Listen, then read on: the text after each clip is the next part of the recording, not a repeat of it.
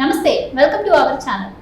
రాష్ట్రంలో సజ్జల రామకృష్ణారెడ్డి అంశం hot topic గా మారింది. ఆయన ప్రభుత్వ ప్రధాన సలహాదారుగా ఉంటూ ప్రభుత్వం నుంచి శాలరీ తీసుకుంటూ వైఎస్ఆర్సీపీకి బయాస్ గా వ్యవహరిస్తున్నారు, ప్రతిపక్ష పార్టీలపై ఆరోపణలు చేస్తున్నారు అంటూ టీడీపీ ఎన్నికల కమిషన్ కి ఫిర్యాదు చేసిన నేపథ్యంలో మరి ఎన్నికల కమిషన్ కి ఆయనపై ఎలాంటి చర్యలు ఏ విధంగా తీసుకోవాలో అర్థం కాక కేంద్ర ఎన్నికల సంఘాన్ని సూచనలు అడిగిన పరిస్థితి మనం ఇప్పుడు ఏపీలో చూస్తున్నాం.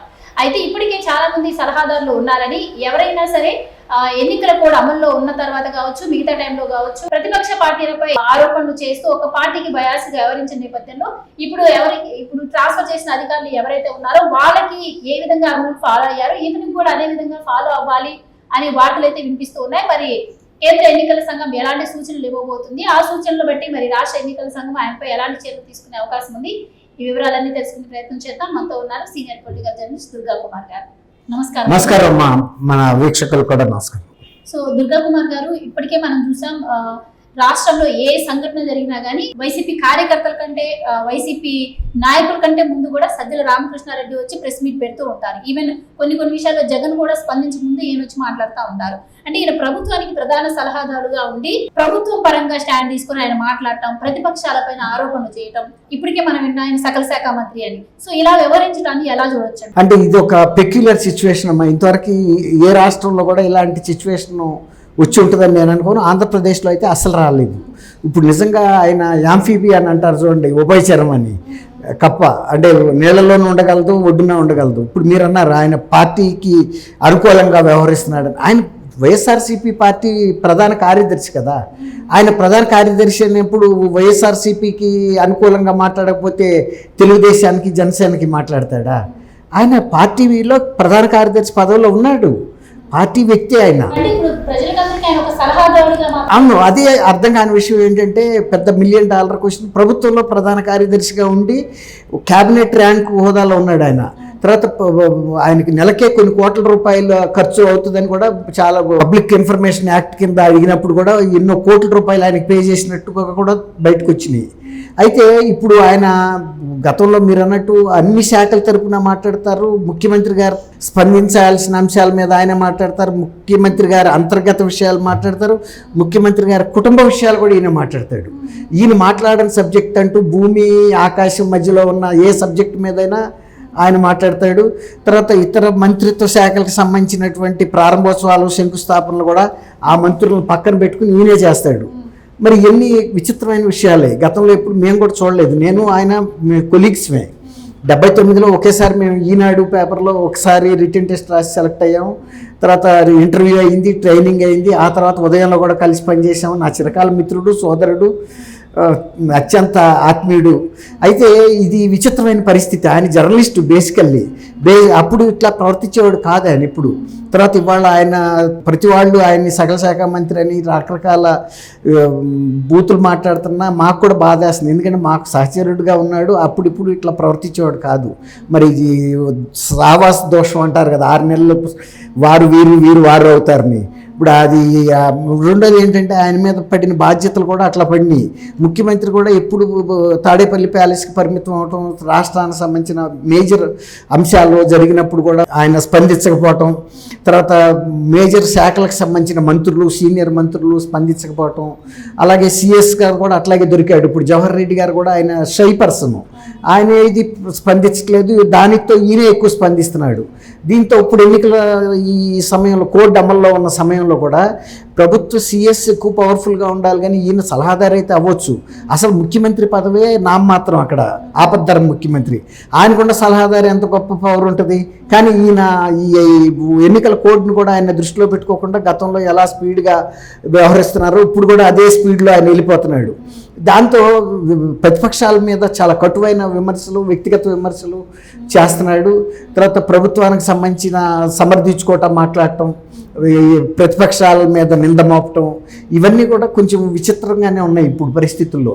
అయితే అదే కనుక ఆయన సివిల్ సర్వెంట్ కనుక అయితే గతంలో ఎస్పీలని కలెక్టర్ని సస్పెండ్ చేసినప్పుడు, ఐజీని సస్పెండ్ చేసినప్పుడు, మొన్న సిట్ అధికారిని సస్పెండ్ చేసినప్పుడు ఈజీగా కేంద్ర ఎన్నికల సంఘానికి తెలియజేసింది, వాళ్ళు వెంటనే రియాక్ట్ అయ్యారు.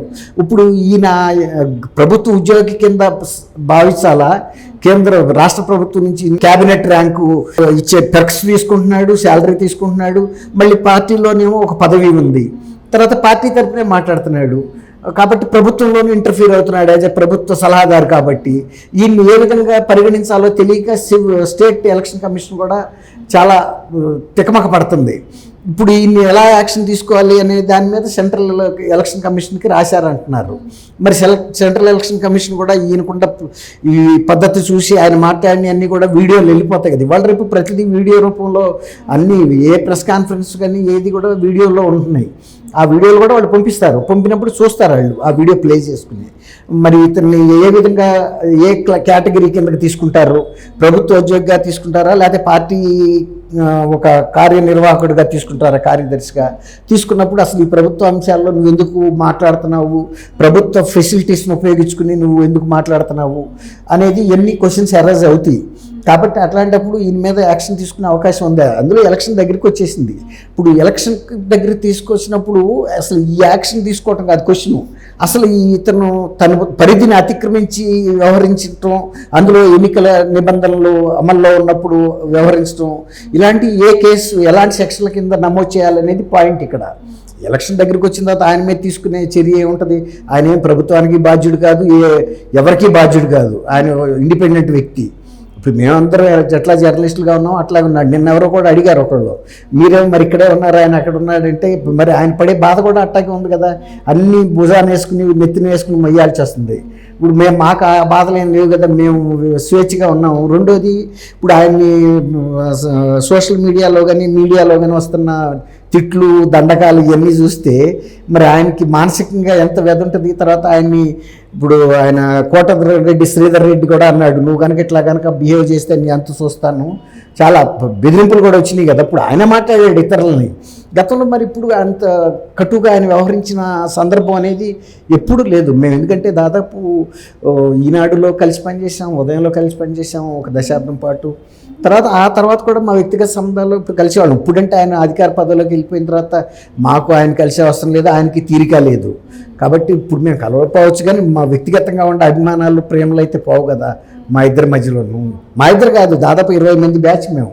ప్రతిరోజు క్లాస్ రూమ్లో ఇట్లాగే ఇంత రూమ్లో కూర్చుని మేము విజిటింగ్ ప్రొఫెసర్స్ వచ్చేవాళ్ళు, ప్రతి వీక్ మారిపోతూ ఉండేవాళ్ళు. తెలుగు లాంగ్వేజ్ భూజరాజు రాధాకృష్ణ గారిని, చాలా ఫేమస్ లింగ్విస్టు, ఆయన దగ్గర మేము సెక్షన్ పొందాము. ఇవన్నీ జరిగినాయి.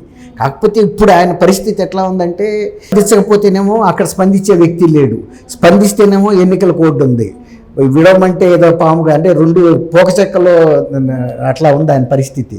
కాబట్టి ఆయన ఒక వివాదాస్పద వ్యక్తిగా మిగిలాడు. కానీ ఇప్పుడు ఈ ప్రభుత్వంలో నిజానికి మరి ఆయన అంత అవసరం అయితే ఆయనకు లేదు. గతంలో రాజశేఖర రెడ్డి గారి టైంలో కూడా కేవీపీ రామచంద్ర గారిని ఒక్కడే సలహాదారు ఉండేవాడు.